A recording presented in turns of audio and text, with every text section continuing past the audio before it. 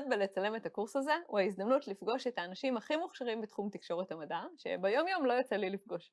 קצת כמו ליל הסדר, רק בלי המרור ולשטוף כלים. וברוח חגיגית זו, האושפיזין שלנו היום הוא רן לוי, הכותב והמגיש של עושים היסטוריה, פודקאסט על מדע, טכנולוגיה והיסטוריה, ומחברם של 3 ספרי מדע פופולרי. פודקאסט, למי שלא מכיר, הוא תוכנית רדיו המופצת דרך הרשת, ולא דרך תחנות הרדיו. ועושים היסטוריה, עם 350 הפרקים שלה, עשתה היסטוריה בתור אחד הפודקאסטים המצליחים והוותיקים בישראל.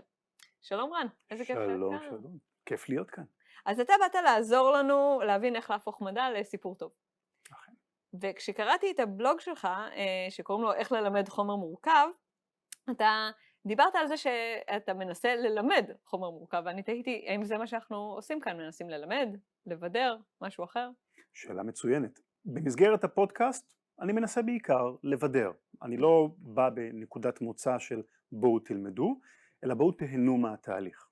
כשהתפיסה מאחורי זה אומרת שאם אני מצליח לעניין מישהו וכיף לו להאזין לתחום מסוים שהוא לא הכיר קודם וזה משהו שבאמת מחדש לו, הוא ירצה אחר כך קצת להעמיק יותר. זאת אומרת, עיקר הלמידה הוא יעשה אחר כך בכלים שלו. אני צריך לתת לו את קצה החבל, שייתן לו את המוטיבציה מפה והלאה להמשיך. אז זה סוג של בידור, אבל עם טוויסט קטן מאחורי הקלעים. אז אם הרעיון הוא לבדר ולעניין ולגרות, אז נורא חשוב שהנושא יהיה מעניין. וכשעבדתי בתקשורת אני זוכרת שהרבה פעמים אורחים אומרים, לא, הנושא הזה הוא מורכב מדי, או משעמם מדי, או מרוחק מדי, ואני יודעת שאתה חושב שאין דבר כזה. אתה חושב שהכל זה הנגשה? נכון, אני חושב שזה גם הניסיון שלי. למשל, אם אני מראיין גיאולוג, והוא מדבר על סלע, וזה נשמע למי שלא מתחום הגיאולוגיה, כאילו אוקיי, זה סלע, כאילו זה לא עד כדי כך מעניין. ואז אתה מדבר על בן אדם, ואתה רואה את הברק בעיניים, כשהוא מדבר על התחום שהוא חוקר. ואז לאט לאט הבנתי שאם הוא אוהב את זה, ואם זה מדליק אותו כל כך הרבה, זה לא מכיוון שהוא מוזר, אלא יש משהו בדבר הזה שאנחנו פשוט לא מבינים כנראה עדיין, כי לא העמקנו מספיק. אז בשורה התחתונה, אין אף תחום משעמם, אף תחום. אפילו התחום הכי איזוטרי שאתה יכול לדמיין, אם תחפור מספיק עמוק ותשקיע מחשבה באיך אתה מציג אותו, הוא יהיה מעניין. ואני חושב שבעושים היסטוריה, אני מוכיח את זה למאזינים, כשאני כל פעם בכוונה בוחר להם נושאים שמפתיעים אותם. נגיד ההיסטוריה של המשכנתה, או פיזיקת הקוונטים, דברים שאנשים אומרים לי, למה אתה בכלל מתעסק עם הנושאים האלה? כי זה מעניין. אז אוקיי, נניח שבחרת נושא מרתק כמו הפיזיקה של המשכנתה, או מה שלא יהיה, איך אתה בוחר מאיזה היבט לתקוף אותו? הרי יש המון דרכים שאפשר למסגר את הנושא או לדבר עליו. זו אולי ההחלטה גם הכי קשה בתהליך היצירה, מאיפה בכלל להתחיל. אז בדרך כלל מה שמנחה אותי זה הסיפור. אני מחפש סיפורים טובים לספר, זאת אומרת, אמרנו שזה חלק גדול מזה זה בידור, והבסיס לכל ספר טוב, סרט טוב, או כל צורת בידור, זה הסיפור הטוב שמאחורי זה. אז אני מחפש קודם כל את הסיפור, ואז בדרך כלל, כשאני מוצא סיפור טוב, אני מתחיל לחשוב, אוקיי, איך אתה מכניס את הרעיונות הבסיסיים של התחום? זאת אומרת, אם בחרנו גיאולוגיה, או אם בחרנו פיזיקת הקוונטים, תמיד יש רעיונות מאוד בסיסיים, ודרך הסיפור בנקודות הנכונות, למצוא את הנקודות שבהן המאזין בעצם שואל את עצמו, למה?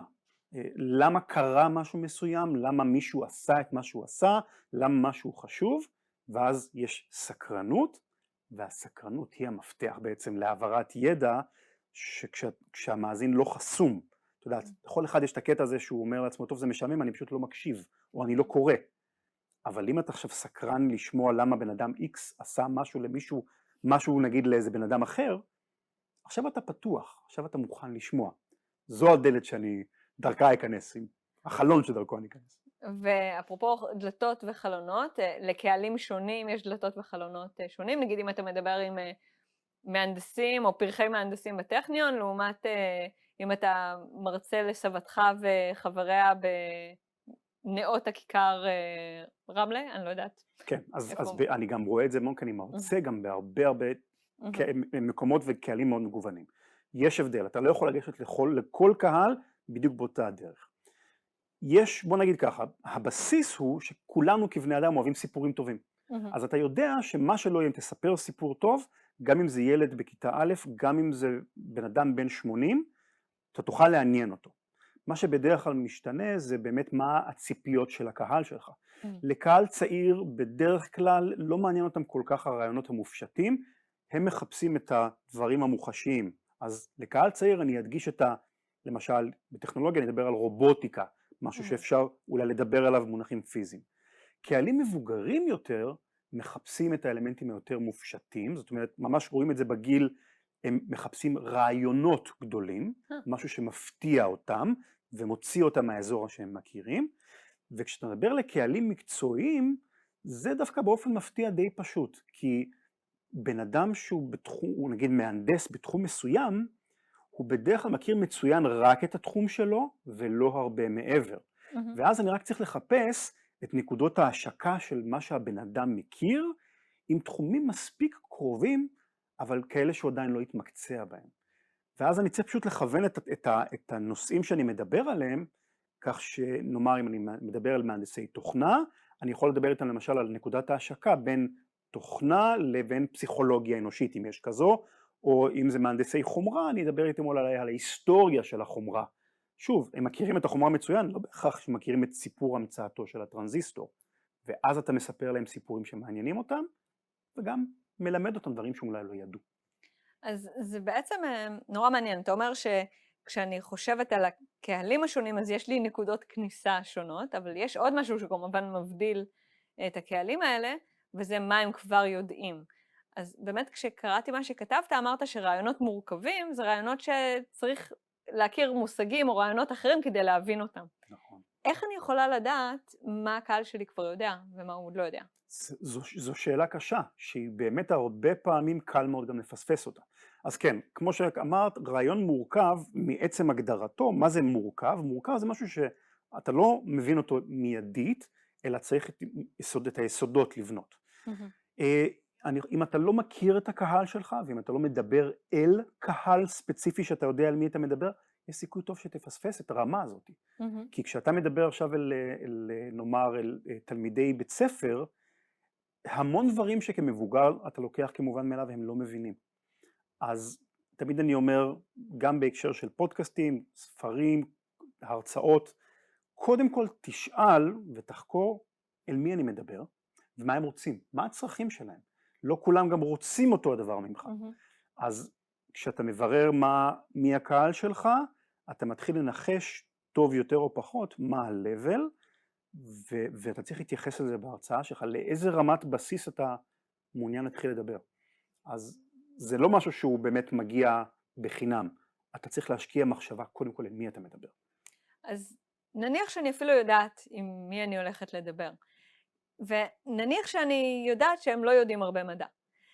יש הרבה מושגים במדע שיש להם שמות יחסית קצרים, יחסית מדויקים, אבל שהם ז'רגון, זאת אומרת אנשים אחרים לאו דווקא מכירים אותם. ואז באמת העצה הרבה פעמים היא לא להשתמש בז'רגון, להשתמש באנלוגיות, להשתמש בהסברים, להשתמש במילים אחרות, לא להפחיד. ומצד שני, זה דורש הרבה יותר מילים, זה דורש הרבה יותר הסברים, וגם אולי יסתכלו עליי מוזר אצלי באוניברסיטה אם אני אשתמש במילים הלא נכונות. אז איך אתה ממליץ לנהל את העניין הזה של ז'רגון? חד וחלק להימנע מזה. זאת אומרת, מהניסיון שלי אולי הבעיה הכי גדולה של חוקרים שמזמינים אותם לתקשורת והם רוצים ככה לתקשר את מה שהם עושים לקהל, זה שהם בעצם אף פעם כמעט לא מדברים אל הקהל הרחב, אלא עמוק עמוק בערכתי המוח שלהם, הם מדברים אל העמיתים שלהם במחלקה, באוניברסיטה, איפה שזה לא יהיה. הם מדברים אל מה יגידו. בדיוק, אתה לא רוצה, אתן לך דוגמה, אני כתבתי בזמנו, אחד מהפרקים של עושים היסטוריה, אני מהנדס חשמל, כתבתי על הטרנזיסטור, תחום שאני מכיר אותו מקצועית מסוים. כן. זה אולי היה הפרק הכי קשה לכתוב אותו, עם כל כך הרבה כתיבות ומחיקות, כי איפשהו תמיד בערכתי המוח אמרתי, אבל כל החבר'ה שלי מהמחלקה יגידו לי, טוב, אבל זה לא ממש ככה, נכון? זאת אומרת, יש תמיד, זה לא מדויק. כן. ז'רגון, מעצם טבעו, זה בעצם מילה שמקפלת לתוכה המון המון משמעויות ודקויות, וזה הולך ממש קונטרה לתקשורת המדע.